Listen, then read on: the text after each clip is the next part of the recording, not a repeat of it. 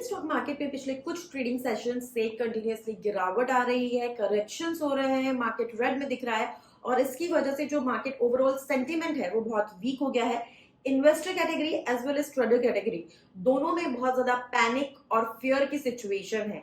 तो ऐसे में आज के इस वीडियो में हम डिस्कस करेंगे पहले वो फैक्टर्स जिनकी वजह से स्टॉक मार्केट में गिरावट आ रही है। Yes, you heard that right, factors, यानी कि कोई एक रीजन नहीं है जिसकी वजह से गिरावट आ रही है। देयर आर मल्टीपल रीजंस जो हम डिस्कस करेंगे, एनालाइज करेंगे और उसके बाद हम स्ट्रेटेजाइज करेंगे कि एज एन इन्वेस्टर या एज अ ट्रेडर हमारी स्ट्रेटेजी क्या होनी चाहिए, कौन से वो स्टॉक्स है, कौन सी वो चीजें हैं इन्वेस्टमेंट की जिसमें से हमें एग्जिट करने की जरूरत है, क्या अभी हमारे इन्वेस्टमेंट ऑप्शंस हो सकते हैं।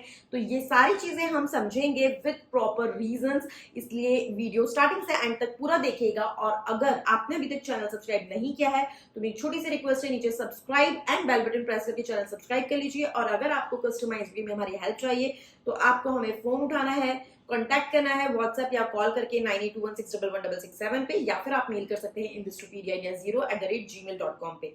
Now let's get started with today's video, जिसका फर्स्ट पार्ट है कि रीजंस क्यों स्टॉक मार्केट में गिरावट आ रही है। सो सबसे पहला रीजन डेफिनेटली इसका है इजराइल ईरान वॉर, जो टेंशन हो रही है जियोपॉलिटिकल, उसकी वजह से मार्केट में डेफिनेटली गिरावट आ रही है। दिस इज वेरी ऑब्वियस, अगर वॉर सिचुएशन बन रही है तो गिरावट तो आएगी। इसका अगर हम इम्पैक्ट देखें तो क्या हो रहा है, जो मिडल ईस्ट है, गल्फ कंट्रीज है, वो आपको पता होगा सबसे मेजर सप्लायर है क्रूड ऑयल की। तो जो क्रूड ऑयल है उसका प्राइसेस इसमें बढ़ रहे हैं। हमेशा जब भी वॉर सिचुएशन होती है तो गोल्ड को हमेशा सेफ हेवन इन्वेस्टमेंट कहा जाता है। क्यों? क्योंकि gold is called as universal currency. अगर वॉर सिचुएशन होती है, किसी कंट्री की करेंसी की वैल्यू 0 हो जाती है, तब भी वहां के लोगों के पास में गोल्ड है, they can travel across the world, उनकी करेंसी काम नहीं करेगी बट गोल्ड वुड वर्क। तो therefore gold is called as universal currency. और डेफिनेटली ये एक पहला इम्पैक्ट है, पहला रीजन है। Now coming on to the second reason. Second reason पहले रीजन से ही डिराइव हुआ है, which is increase in crude oil prices. अब ये सेकेंड रीजन अपने आप में क्यों है? क्योंकि एक तो अभी ऑलरेडी जो टेंशन हुए हैं मिडिल ईस्ट में, उसकी वजह से क्रूड प्राइसेस ऑलरेडी बढ़ चुके हैं। नाउ सेकेंड प्रॉब्लम इज कि एक्सपेक्टेशन है कि क्रूड ऑयल प्राइसेस और ज्यादा बढ़ सकते हैं बिकॉज ऑफ दिस सिचुएशन। इसके दो रीजन हो सकते हैं, एक जो लॉजिस्टिक इश्यूज आएंगे because of the war situation, and second it is expected कि Iran might intentionally hold the supply of these crude oil and lead to increase in the prices of crude oil। मतलब maximum अगर हम बात करें supply तो वो यहीं से आता है क्रूड ऑयल का। So this is again a very difficult situation and इसका जो इम्पैक्ट आया डेफिनेटली ओवरऑल मार्केट में बहुत ज्यादा गिरावट आई, क्योंकि क्रूड ऑयल कई जगह पर एज रॉ मटेरियल यूज होता है और जहां पे crude oil raw material use हो रहा है वो सारे प्रोडक्ट्स गिरेंगे। Coming on to the third reason.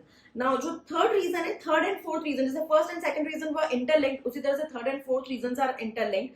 जो थर्ड रीजन है वो है एफआईआई आउटफ्लो। एफआईआई ने बहुत ज्यादा पैसा निकाला है पिछले कुछ ट्रेडिंग सेशंस में। अगर हम बात करें नंबर्स की तो एफआईआई ने टोटल 15,243.27 करोड़ निकाला है सिर्फ और सिर्फ थर्सडे को, that is record high. And अगर ओवरऑल बात करें तो अभी पिछले कुछ 3 ट्रेडिंग सेशंस में अप्रोक्सीमेटली 30,613 करोड़ एफआईआई पैसा निकाल चुके हैं।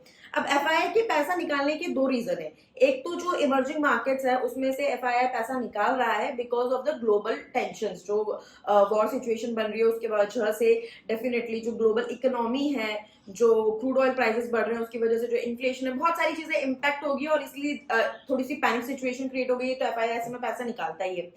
सेकेंड रीजन है कि एफआईआई को इंडियन मार्केट्स के कंपैरेटिवली चाइना, जो पिछले बहुत टाइम से, इनफैक्ट कोविड टाइम से स्ट्रगल कर रहा था, वो अब अट्रैक्टिव लग रहा है।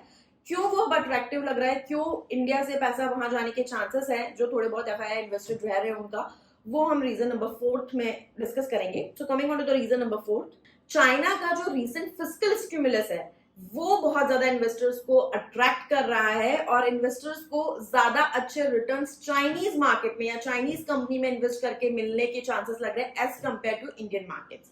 सो इसका अगर हम बात करें डेफिनेटली जो इम्पैक्ट आएगा वो बहुत सारी कंपनीज पे आएगा, क्योंकि आपको याद होगा कोविड के टाइम पे चाइना प्लस वन स्ट्रेटेजी निकाली थी, जिसका सबसे ज्यादा बेनिफिट अगर किसी को हुआ था तो इंडियन मार्केट्स को हुआ था। तो अगर चाइनीज मार्केट एक अट्रैक्टिव इन्वेस्टमेंट ऑप्शन की तरह उभर के आता है तो इसका भी इम्पैक्ट इंडियन मार्केट्स को डेफिनेटली होगा। Coming on to the fifth reason, SEBI FnO norms. SEBI ने अभी, आपको पता होगा, जो रिसेंट सर्कुलर आया है, पहले कंसल्टेशन पेपर आया था जुलाई में, फिर सर्कुलर आया है जिसमें 6 नए रूल्स लेके आया है सेबी। 7 जो प्रपोज किए थे उसमें से 6 इंप्लीमेंट कर दिए, जिसमें मैंने इंडिविजुअली शॉर्ट्स बनाए हैं आपकी बेटर अंडरस्टैंडिंग के लिए, वो आप देख सकते हैं डिटेल में। डेफिनेटली इससे मार्केट का हेल्दी ग्रोथ बूस्टअप होना चाहिए। जो ट्रेड्स में लोगों के पैसे लूज हो रहे थे, जो एफएनओ वगैरह मार्केट को खराब कर रहा था, उसको ये हटाने के लिए किया जा रहा है एंड काफी सिस्टमेटिक वे में सेबी इसको कर रही है, बट स्टिल थोड़ा इम्पैक्ट उसका मार्केट्स में देखा जा रहा है और उसकी वजह से भी मार्केट्स में करेक्शन है। सिक्स्थ रीजन है टेक्निकल व्यू, बिकॉज इंडिया में पिछले कई सालों से मल्टी ईयर बुल रन चल रहा है एंड कई सारे ऐसे सेक्टर्स है, ऐसे इंडाइसेस है जो ओवर वैल्यूड जोन में थे, तो इसलिए ये करेक्शन ड्यू था। रीजन एक्स नहीं होता, वाई होता, वाई नहीं होता, जेड होता, but this correction was due. तो अगर हम ओवरऑल बात करें इंडियन स्टॉक मार्केट की, तो फ्यूचर इंडियन स्टॉक मार्केट का is very very bright. Indian stock market में ये जो कंसोलिडेशन है, ये हेल्दी ग्रोथ के लिए ही आगे काम में आएगा एंड बहुत जल्दी मार्केट्स बाउंस बैक करेंगे। नाउ आपकी इस टाइप पे स्ट्रेटेजी ये होनी चाहिए, जो आपको बहुत इंपॉर्टेंट है, कि इस टाइम पे कौन से ऐसे सेक्टर्स है जिसमें आपको मार्केट नीचे जाने पर भी अभी इन्वेस्ट नहीं करना है, वो स्टिल ओवर वैल्यूड या फिर क्वेश्चन मार्क स्टेज में रहेंगे, और कौन से ऐसे सेक्टर्स है जिसमें आप इस गिरावट में इन्वेस्ट कर सकते हो जो आपको लॉन्ग टर्म में अच्छे रिटर्न्स देंगे। ये हो गई इन्वेस्टर कैटेगरी की बात, राइट।